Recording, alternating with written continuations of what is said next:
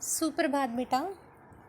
आज हम रामायण का पाठ नंबर 8 सीता की खोज का अध्ययन करेंगे और सभी बच्चे इसे ध्यान से सुनेंगे ताकि हम इसके जब प्रश्न उत्तर आपसे पूछें तो आप इसका जवाब सही दे सकें। राम के मन में कई प्रकार के प्रश्न थे, आशंकाएं थी। मारीच की माया उन्होंने देख ली थी। वह छल से उन्हें कुटिया से दूर ले गया था। अब क्या होगा, यही सोचते हुए वे कुटिया की ओर भागे चले जा रहे थे। वापसी में एक पल भी विलंब नहीं करना चाहते थे। लक्ष्मण को वे कुटी पर छोड़ आए थे सीता की रखवाली के लिए। अच्छा हो कि लक्ष्मण वही हो, मारीच की मायावी आवाज़ उन तक न पहुंची हो। राम ने सोचा, सीता अकेली रही तो राक्षस उन्हें मार डालेंगे, खा जाएंगे। तभी उन्होंने पगडंडी से लक्ष्मण को आते देखा। वही हुआ जिसका राम को डर था। अनिष्ट की आशंका और बढ़ गई थी। पता नहीं सीता किस हाल में होगी। राक्षसों ने उन्हें मार डाला होगा, उठा ले गए होंगे। अकेली सीता दुष्ट राक्षसों के सामने क्या कर पाई होगी। कुटी छोड़कर आने पर वह लक्ष्मण से क्रुद्ध थे। उन्होंने क्रोध में पर नियंत्रण रखा। लक्ष्मण का बायां हाथ जोर से पकड़ लिया। डर ने दोनों भाइयों को घेर लिया था। देवी सीता ने मुझे विवश कर दिया। भ्राते उन्होंने कटु वचन में सहन नहीं कर सका, कटाक्ष और उलाहना नहीं सुन सका। मैं जानता था कि आप सकुशल होंगे। आपकी सुरक्षा को लेकर मन में कोई संदेह नहीं था। तब भी मुझे कुटिया छोड़कर आना पड़ा। लक्ष्मण ने कहा, यह तुमने अच्छा नहीं किया।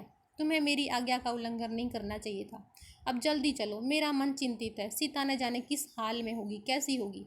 मायावी राक्षसों का कोई ठिकाना नहीं है। राम ने चलते ही गति और बढ़ा दी। कुटिया भी कुछ दूर थी पर दिखाई पड़ने लगी थी। राम ने वहीं से पुकारा, सीते तुम कहाँ हो। जैसे ही उन्हें पता चल गया हो कि सीता आश्रम में नहीं है, कुटिया मौन रही। वहां से कोई उत्तर नहीं आया मिला। राम को की बेचैनी बढ़ गई। उनकी एक आवाज़ पर कहीं से भी उपस्थिति हो जाने वाली सीता वहाँ नहीं थी। अनुपस्थिति बोलती कैसे। राम की आवाज़ पेड़ों से टकराकर हवा में विलीन हो गई, कुटिया के सुनने में समा गई। राम पुकारते रहे, उत्तर में उन्हें हर बार सन्नाटा ही मिला। चुप्पी हर ओर थी। एक हर दिन हवा में झूलने वाले पत्ते शांत थे, लताएं गुमसुम पड़ी हुई थी, चिड़िया की चहक थी। कुटिया के निकट घूमने वाले पशु पक्षी चुप खड़े थे, सब स्तब्ध। राम भागते हुए आश्रम पहुंचे। कुटिया में जाकर देखा। सीते सीते पुकारते हुए उन्होंने आसपास की हर जगह देखी। पेड़ों झाड़ियों के पीछे गए, उन स्थानों की ओर भागे जहाँ सीता जा सकती थी। सीता का कहीं पता न था। शोक से व्याकुल राम रोने लगे। सीता से बिछुड़ना उनके लिए असहनीय आघात था। वे सुध बुध को भुला बैठे। विरह में वे गोदावरी नदी के पास गए। उनसे पूछा, तुमने सीता को कहीं देखा। नदी ने कोई उत्तर नहीं दिया। पंचवटी के एक एक वृक्ष के पास गए। सबसे पूछा, कोई सीता का पता बता दे। हाथी के पास गए, शेर से पूछा, फूलों के पास रुके, चट्टानों पत्थरों से प्रसन्न किया। शोक संतप्त राम भूल गए कि चट्टानें नहीं बोलती, पेड़ पौधे बात नहीं करते, उनकी भाषा मौन है। उनके उत्तर भी मौन ही थे। राम की मानसिक स्थिति विक्षिप्त थी जैसी थी। एक बार उन्हें लगा कि सीता वहीं है, कुटिया के पास, अभी भागकर पेड़ के पीछे छिप गई है उन्हें खिंचाने के लिए। मेरे साथ परिहास मत करो सीते। राम उस पेड़ की ओर दौड़ पड़े। वहाँ कोई नहीं था। वे निराश होकर पेड़ के नीचे बैठ गए। राम का दुख लक्ष्मण से देखा नहीं जा रहा था। उनका व्यवहार सहन नहीं हो रहा था। वे राम के निकट गए। विलाप करते राम ने कहा, मैं सीता के बिना नहीं रह सकता। तुम अयोध्या लौट जाओ लक्ष्मण, मैं वहां नहीं जाऊंगा। यही प्राण दे दूंगा। मैं सीता के साथ आया था, उसके बिना कैसे लौटूंगा। नगर वासियों को क्या मुंह दिखाऊंगा। तुम जाओ, मुझे यहीं छोड़ दो। आप आदर्श पुरुष हैं, आपका धैर्य रखना चाहिए। इस तरह दुख से कातर नहीं होना चाहिए। हम मिलकर सीता की खोज करेंगे। वे जहाँ भी होगी हम उन्हें ढूंढ निकालेंगे। सीता हमारी प्रतीक्षा कर रही होगी। लक्ष्मण ने उन्हें ढांढस बंधाते हुए कहा। राम शांत हुए, पर थोड़ी ही देर में हाँ प्रिय कहते हुए पुनः विलाप करने लगे। इसी बीच आश्रम के आसपास भटकने वाले हिरणों का एक झुंड राम लक्ष्मण के निकट आ गया। राम को लगा कि हिरण सीता के बारे में जानते हैं, उन्हें कुछ बताना चाहते हैं। हे मृग, तुम ही बताओ सीता कहाँ। राम ने पूछा। हिरणों ने सिर उठाकर आसमान की ओर देखा, दक्षिण दिशा की ओर भाग गए।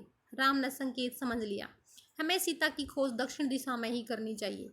उन्होंने लक्ष्मण से कहा। हिरण उसी ओर गए हैं। वन में भटकते हुए उन्होंने एक टूटे हुए रथ के टुकड़े देखे। मेरी मरा हुआ सारथी और मृत घोड़े भी थे। वन में रथ का क्या प्रयोजन, उनके टूटने का क्या अर्थ। राम असमंजस में पड़ गए। लगता है थोड़ी देर पहले यह संघर्ष हुआ है। लक्ष्मण ने कहा, यह पुष्पमाला वही है जिसे सीता ने वेणी में गूंथ रखा था। निश्चित तौर पर सीता राक्षसों के चुंगल में फंस गई है। यह माला संघर्ष के दौरान वेणी से टूटकर गिर गई होगी। पर यह रथ कैसे टूटा? राम सोचने लगे। सीता के संघर्ष से यह नहीं टूट सकता। अवश्य किसी ने राक्षसों को चुनौती दी होगी, उनसे युद्ध किया होगा। वहां से थोड़ी ही दूर राम ने पक्षीराज जटायु को देखा, पंख कटे हुए, लहूलुहान, अंतिम सांसें गिनते हुए। हे राजकुमार, सीता को रावण उठा ले गया। मेरे पंख उसी ने काटे। सीता का विलाप सुनकर मैंने रावण को चुनौती दी, उनका रथ तोड़ दिया, सारथी और घोड़ों को मार डाला, स्वयं रावण को घायल कर दिया, पर मैं सीता को नहीं बचा सका। रावण उन्हें लेकर दक्षिण पश्चिम दिशा की ओर उड़ गया। कहते कहते जटायु ने प्राण त्याग दिए। राम ने आगे बढ़ने से पहले जटायु की अंतिम क्रिया की। वे सोचते रहे, पछताते रहे, ये कैसा विधान है। मैं तो कष्ट में हूँ कि मेरी सहायता करने वालों को भी इतना कष्ट। राम की आंखें नम हो गई। उन्होंने जटायु को अंतिम बार प्रणाम किया। जटायु ने सीता के बारे में महत्वपूर्ण सूचना दी थी। रावण का नाम बताया, दिशा बताई, जिधर सीता को लेकर वह गया। राम जटायु की चिता के पास मौन खड़े थे। यह समय विलाप करने का नहीं, हमें तुरंत दक्षिण पश्चिम दिशा की ओर जाना चाहिए। सीता उधर ही होगी। लक्ष्मण ने तत्परता दिखाई। आगे का मार्ग और कठिन था। राम और लक्ष्मण को लगभग हर दिन राक्षसी आक्रमणों से जूझना पड़ा। अनेक कठिनाई आई, अवरोध मिले। दोनों राजकुमार प्रत्येक बाधा पार करते चले गए। उनके सामने लक्ष्य स्पष्ट था, दिशा तय थी, उन्हें कोई नहीं रोक सकता था। वन मार्ग जितना कठिन होता गया, उनकी दृढ़ता बढ़ती गई। वनवासी राजकुमार प्रतिदिन सुबह उठते दक्षिण दिशा की ओर चल पड़ते। एक दिन यात्रा के प्रारंभ में ही एक विशालकाय राक्षस ने उन पर आक्रमण कर दिया। उसका नाम कबंध था। कबंध देखने में बहुत डरावना था। मोटे मांसपिंड जैसा, गर्दन नहीं थी, एक आंख थी, दांत बाहर निकले हुए थे, जीभ सांप की तरह लंबी और लपलपाती। राम लक्ष्मण को देखते ही कबंध प्रसन्न हो गया। उसने दोनों हाथ फैलाए, एक एक हाथ से दोनों भाइयों को पकड़ हवा में उठा दिया। उसे मन मांगा आहार मिल गया। बैठे बिठाई यह उनके शिकार को भुजाओं में लपेटकर मुंह तक ले जाता। इससे पहले ही राम लक्ष्मण ने अपनी तलवारें निकाली। एक झटके में कबंध के हाथ काट दिए। उसके हाथ धरती पर गिर पड़े। कबंध इनकी शक्ति और बुद्धि पर आश्चर्यचकित रह गया। कौन हो तुम दोनों? उसने पूछा। हम अयोध्या के महाराज दशरथ के पुत्र हैं, राम और लक्ष्मण। रावण ने राम की पत्नी सीता का हरण कर लिया। हम उन्हीं की खोज में निकले हैं। राक्षस कबंध ने राम के बारे में सुन रखा था। साक्षात उन्हें देखकर प्रसन्न हो गए। उन्होंने कहा, मैं सीता के संबंध में कुछ नहीं जानता, लेकिन तुम दोनों की सहायता का उपाय बता सकता हूँ। मेरा एक छोटा सा आग्रह स्वीकार करो। तुम मेरा अंतिम संस्कार राम करे। राम ने इस पर सहमति व्यक्त की तो कबंध बोला, आप दोनों पंपा सरोवर के निकट ऋष्यमुख पर्वत पर जाएं। वहाँ वानरराज सुग्रीव का क्षेत्र है। वे निर्वासित जीवन व्यतीत कर रहे हैं। सुग्रीव से मदद का आग्रह कीजिए। उनके पास बहुत बड़ी वानर सेना है। सुग्रीव ने वानर सीता की अवश्य खोज निकालेंगे। कबंध की सांसें टूटने लगी। उसका अंत निकट था। राम और लक्ष्मण को अपने निकट बुलाते हुए उसने कहा, पंपा सरोवर के पास मतंग ऋषि का आश्रम है। वही उनकी शिष्या सबरी रहती है। आगे जाने से पूर्व सबरी से अवश्य मिल लें। यही बोलते बोलते कबंध ने प्राण त्याग दिए। राम ने अपना वचन पूरा करते हुए उनका अंतिम संस्कार किया और पंपा सरोवर की ओर चल पड़े। कबंध की बातों से राम को बहुत ढांढस हुआ। सीता तक पहुंचने की आशा बलवती हुई।